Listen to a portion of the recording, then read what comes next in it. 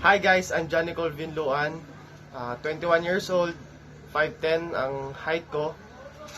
I live here in Vinluan, Pangasinan, and nag-aaral ako sa WCC Vinluan. And you're watching Sixers Boleros.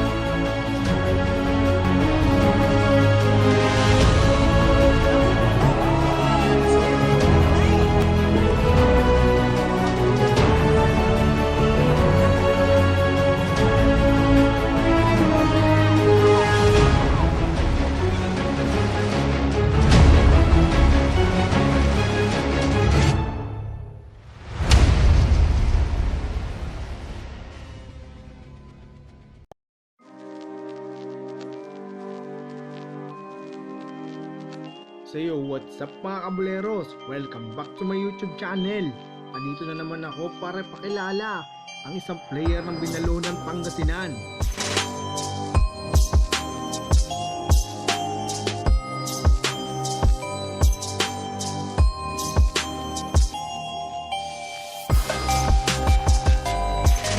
Kung bago ka lamang sa aking YouTube channel, huwag kalimutang pindutin ang subscribe button at hit na rin ang notification bell para ma-notify ka sa lahat ng ating i-upload.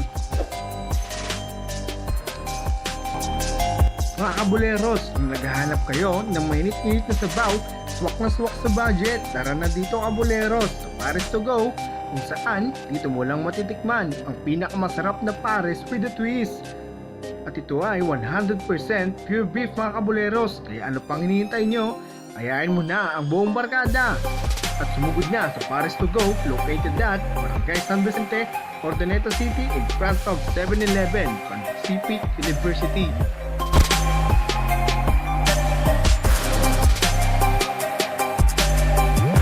Ito na mga kabuleros, ang pinakihintay natin. Kilala na natin si Nicole Vinluan, ang playing coach ng Vinluan, Pangasinan.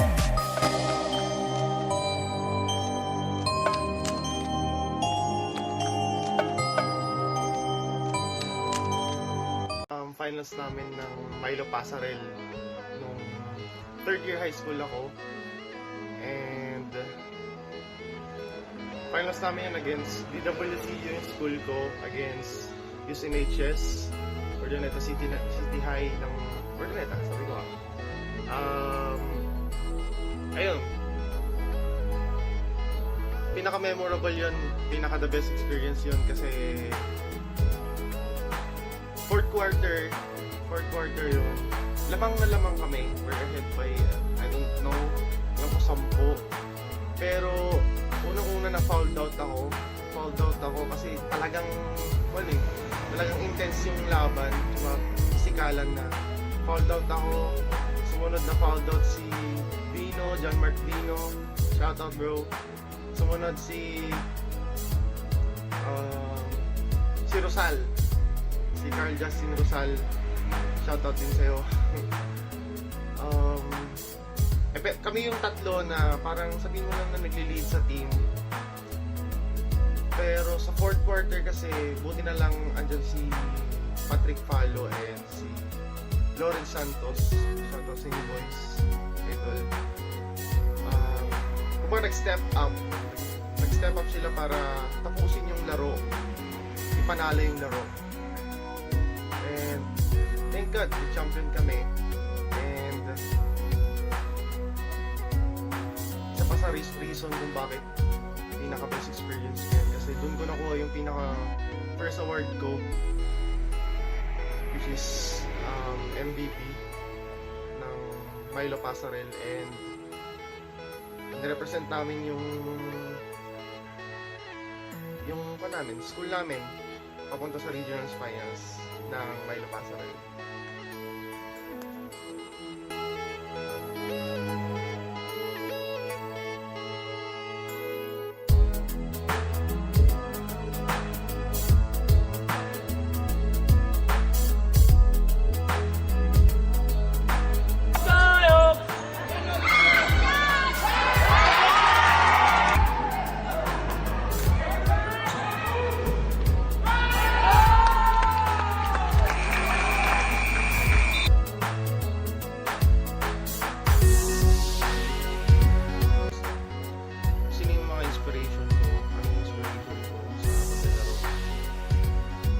Family ko, sila yung inspiration ko. Kasi ever since pa nung bata ako, talagang sobrang supportive nila sa akin. Every game, nandun sila nanonood. Every game, nandyan sila para i-guide ako. And yun, sila yung nag-push sa akin para makamit ko yung mga achievements ko.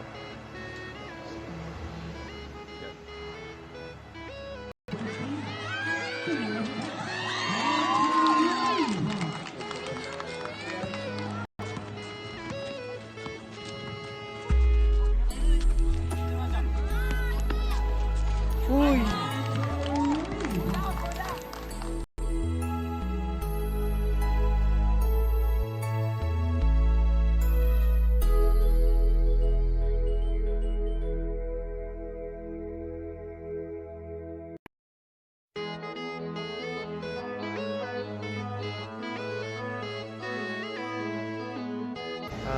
Advice ko sa mga players na katulad ko, sa edad ko, guys, hindi pa huli ang lahat. Train hard, lalo ngayon pandemic. Wala naman tayong ginagawa sa bahay, pwede kang mag-workout tayo, guys. Ganun din ang ginagawa ko ngayon, i-work hard na lang dito sa bahay para paglabas natin, pagbalik natin sa court, pag back to normal na, pukpukan na kagad, diba? And yun, sa edad natin sa ngayon, kailangan may mga ginagawa ka na pang ibang paraan para mas makamit mo yung pangarap mo. Not only playing basketball, hindi lang ikaw yung naglalaro. Pwede kang maging coach, diba? Basketball pa rin naman yun eh, diba? Field pa rin ng basketball. Dami namang mga players dyan na pag nag-retire, diba? Coach na, diba? Kagaya nila Jason Kidd, diba? Pro player na naging coach. Why not, diba? Habang player ka, nagko-coach ka na, diba? Parang the way na naglalaro ka na, the way na nag-think yung the way kung paano mag-isip yung coach mo, ganun ka na rin mag-isip sa court. Sabi nga ng coach ko, the way na mas mapapaganda yung laro mo, na mas makokontrol mo yung laro, di ba? And ako hindi pa ganun, pero tinatry ko yung best ko talaga. And alam ng coach ko yan. Yun. Kasi ngayon, sinasabi ko to kasi I'm a player and also I'm coaching players too, di ba? Naging coach na rin ako sa 3x3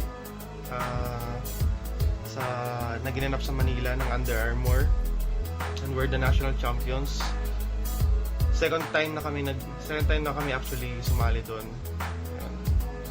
I'm assistant coach together with Coach Velon and Coach Leo, syempre yung head coach. Assistant coach ako nun, and yun, tinuturuan nila kung paano mag-coach, paano mag-handle yung mentally tsaka emotionally dapat prepared ka, di ba?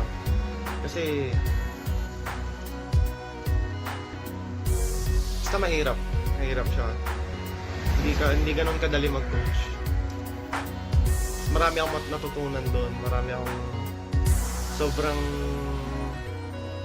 experience para i-apply yon throughout the year na natira pa sa akin, lalo na sa paglalaro ng basketball, di ba? Hindi lang kasi sa basketball eh. And ano pa ba pwedeng i-advise? Ayun, tiwala lang kayo sa sarili nyo, confidence, always pray to God. Yan. Hindi dapat nawawala yan kasi kung hindi naman dahil sa Kanya, wala naman yung talent na meron sa inyo, diba? So with that, thank you Sixers Bolero, the best. Peace out.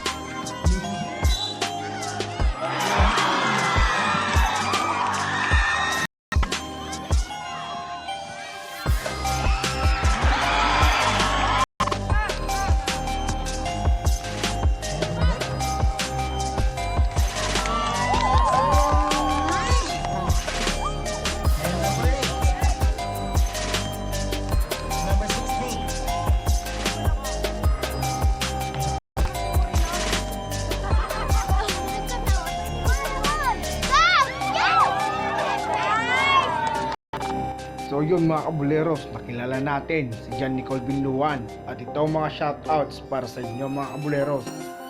Nga pala kay Sir Darwin Leaño ng Barwan National High School. Shoutout din kay Anuelo Baldo ng San Manuel Tarlac. Shoutout din kay Kim Ronel ng Bayawas, Ordaneta City. At shoutout din kay Franz Blando ng San Quintin. At maraming salamat po sa mga sumusuporta sa Sixers Boleros. At abangan nyo po yung giveaway po natin na 10 Elite Sacks po. 10 lucky winners po ang mananalo sa ating Elite Sacks. Kaya stay tuned lang po kayo and keep on sharing po sa ating mga videos, mga players natin. So abangan nyo po yung mechanics kung paano po sumali sa ating giveaway. And salamat, God bless, stay safe po tayo para matapos na itong COVID. And thank you.